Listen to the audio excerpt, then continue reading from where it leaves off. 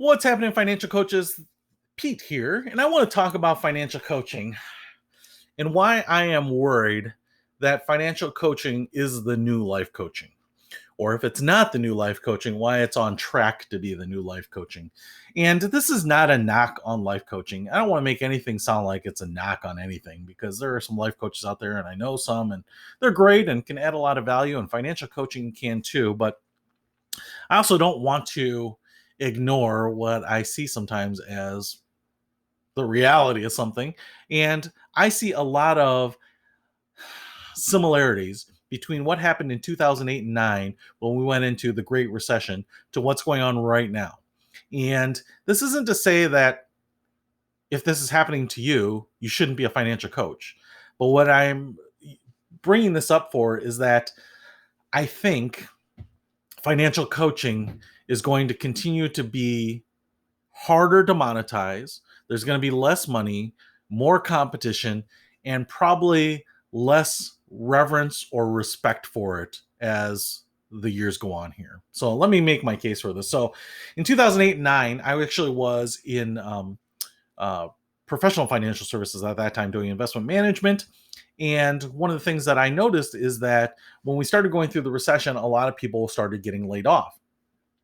And as people were getting laid off and not being able to find a job to replace it, any job, some people were going long times without a job, there was this rise of, hey, why don't you not go back to corporate? Why don't you start your own business, have flexibility, freedom, and use your expertise from your job to help other people find their passion in life, right? And so this was led to a rise in all sorts of companies, some that aren't around now. And it led to all different types of kind of flowery descriptions of life coaches. And I knew a lot of life coaches. Again, not a knock on any of them. Some are still around and doing this business, but it was really, what can I go into that I don't have any startup costs on? I don't need to get licensing or certifications, that might have a good hourly billable rate, and I can do right away, and might fulfill me and create my financial dreams and all these other things. And so there was a rush to it, mostly supplied by a high or a large pool of people that were laid off. All right. And what ended up happening here is that there were suddenly a ton of people that were offering their services and had their processes and would even do an initial session with people.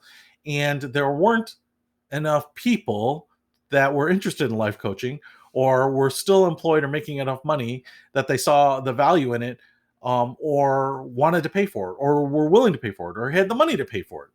And so there was this huge imbalance. All of a sudden, there were very few life coaches, and there was this robust economy. And so there were all these people that had the surplus money, and these life coaches could come in and build some of that. And as the economy started to shift, all of a sudden we had people that were out of work without surplus cash, and we had all these unemployed people that weren't into life coaching. And so the supply demand became really imbalanced on it. Now I feel like we're actually kind of in a point right now where this is kind of happening again. And, history doesn't really repeat itself, but it rhymes, I guess is what they say. But what we're seeing is a lot of people, again, losing jobs and looking for any way that they can make money. And I think the life coaching allure has kind of worn out, right? Because that's been around for now a decade or more.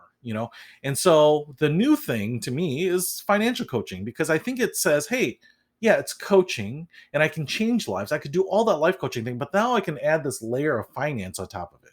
And in the midst of a recession or uh, uh, volatility or turbulence or whatever it might be, that the financial piece is really what the people are looking for, really, really what people need right now.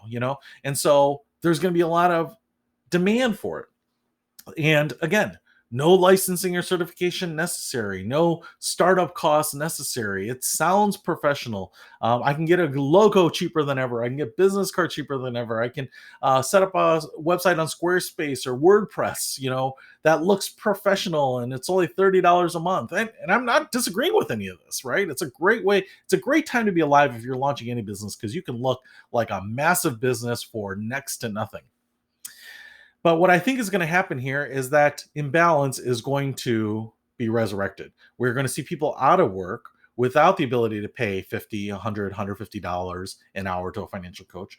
We're continuing to see this rise in the number of financial coaches.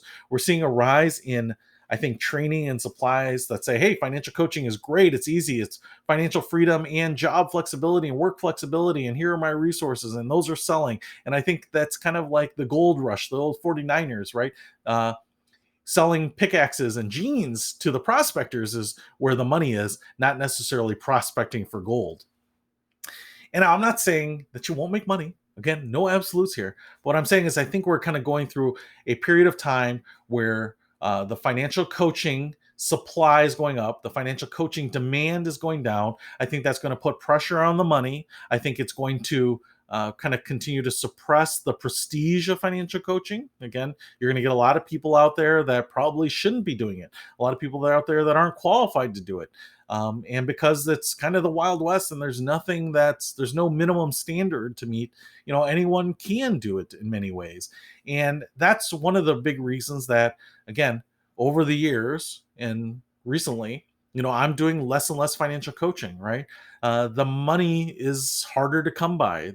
The ideal clients are getting prospected by multiple avenues, whether it's the independents or even companies that are trying to digitize it. And there's more virtual financial coaching and digital coaching these days, and all sorts of pressures on it, right? People are really trying to decode this. I've seen startups that will use your cell phone, your smartphone, to kind of just eavesdrop on you, to listen to what you do and start putting together some tactics and ideas and trainings, and then also use the ability to be in your pocket to alert you with triggers. Hey, you should do this and do that, right? And I think they're great. And the more we can automate it and the more we can digitize some of these things, the more access people will have at a lower price point. So I think in many ways it's great, but I am just starting to feel kind of this shift again that I felt in 08, 09 with life coaching.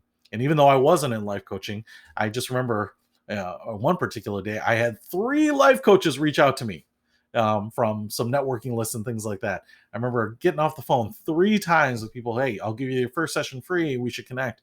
And I just remember, man, we must be in a life coaching bubble. And I'm starting to feel a little bit like that with financial coaching. Now, if you really want to pursue financial coaching, I think you should. And I think you can make money at it. And I think you can have a good life on it.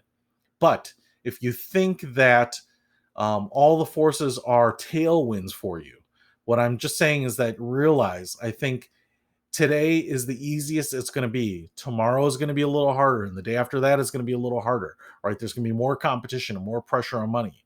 So if you understand and you go in eyes wide open on kind of what's happening in the financial coaching space, then great. And I think you can still be competitive, but I think it's going to get harder, not easier with time. And that's my point on it. So is financial coaching the new life coaching? I don't know. And I'm not saying life coaching is in shambles or anything like that, but I'm just saying that with anything that has a lot of potential, good margins, is fun, in some cases is easy, there's going to be more competition. That vacuum, that margin, that arbitrage, the profit is going to start being attacked by more competitors in the space. So hopefully that helps. It's just a little bit of my observed reality, and I'm curious to see what you think or see in your spaces as well. But hopefully it helps as you think about where you're going to go. See you later.